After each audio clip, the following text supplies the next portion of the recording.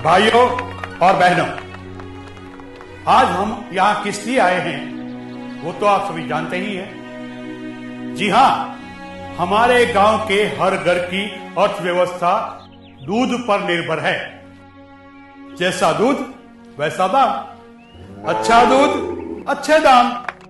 इस वर्ष दूध स्पर्धा में एक नया रिकॉर्ड बना है। इस वर्ष की दूध स्पर्धा की विजेता है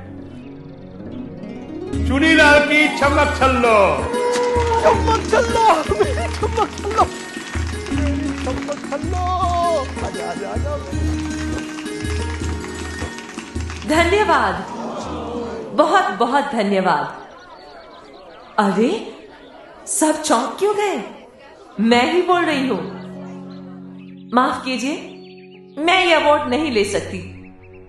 इस अवार्ड के असली हकदार तो मेरे मालिक चुन्नीलाल हैं। उनके बिना मैं इस मकाम पर नहीं पहुंच पाती। वे रोज मुझे इतने प्यार से नहलाते हैं, पौष्टिक आहार देते हैं, मेरी देखभाल करते हैं और तो और मुझे सही समय पर टीका भी लगवाते हैं। इसी वजह से मुझे आज तक कोई बीमारी नहीं हुई और मैं तंदुरुस्त रहती हूँ। अब वो मुझे इतना करे प्यार तो भला कैसे करूं मैं दूध देने से इनकार? अरे मेरी चमक छल्लो, बस कर। अब रुलाएगी क्या? हा? भाइयों और बहनों, सीधी सी बात, गाय और भैंस को अगर हम निरोगी रखेंगे तभी वो अच्छा दूध दे पाएंगी ना। और पशु को निरोगी रखने के लिए वैक्सीनेशन ये सबसे सरल और सस्ता उपाय है।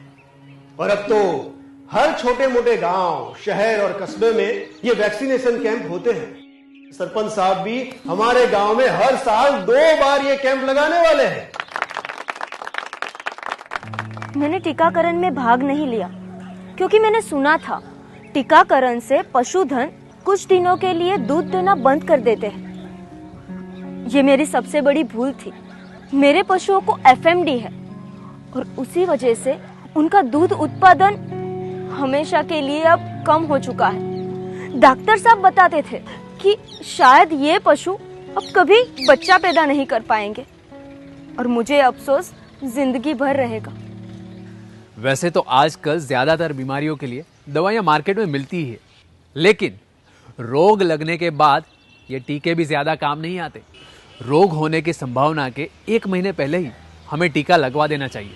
और हाँ, टीकाकरण के 2 से 3 हफ्ते पहले कृमिनाश यानी कि डीवॉर्मिंग कराना मत भूलना, यह भी इतना ही जरूरी है। अरे रामलाल, तुमने अभी तक चमेली की टैगिंग नहीं करवाई? मैंने बताया था ना कितने काम की चीज है ये। अरे ये कोई मामूली कान की पट्टी नहीं है। इसके अंदर एक नंबर होता है जिसके जरिए पशु की सभी जानकारी कंप्यूटर में डाली जाती है। कौन सा टीका लगवाया है, कौन सा बाकी है, पिछले सालों में कौन सी बीमारी पशु को लगी थी, ये सभी जानकारी रखी जाती है। तो याद रख के कल ही करवा लेना। खुशहाल होगा जीवन आपका जो करवाएंगे वैक्सीनेशन पशुओं का। आपके पशुधन को तंदुरुस्त रखने के लिए और ज्यादा दूध पाने के लिए इस सूत्र को ध्यान में रखें। स म त ड। स से सेहत। टीका लगाते वक्त पशुधन अच्छी सेहत में होना चाहिए। म से महीना। महामारी फैलने के 1 महीना पहले टीका लगवा देना चाहिए। त से तापमान। टीका लगाने तक टीके का योग्य तापमान रहना चाहिए। ड से डिवॉर्म। टीका लगाने के 2 से 3 सप्ताह पहले पशुओं को डिवॉर्म करना चाहिए। कोई भी हमारे गांव से पशु नहीं खरीदता था। ज्यादातर ब्रुसेलोसिस था, बच्चे गिर जाते थे। लेकिन जब से टीकाकरण की सुविधा उपलब्ध हुई है, सारी समस्या जड़ से खत्म हो गई है। हर मादा बछड़े को 4 से 6 महीने तक टीका लगा दिया जाता है और अब दूर दूर से लोग हमारे गांव में पशु खरीदने आते हैं। मुझे तो ब्रुसेलोसिस रोग का टीका भी लगवा दिया था जब मैं सिर्फ 8 महीने की थी। अब मुझे नहीं होने वाली ये महामारी।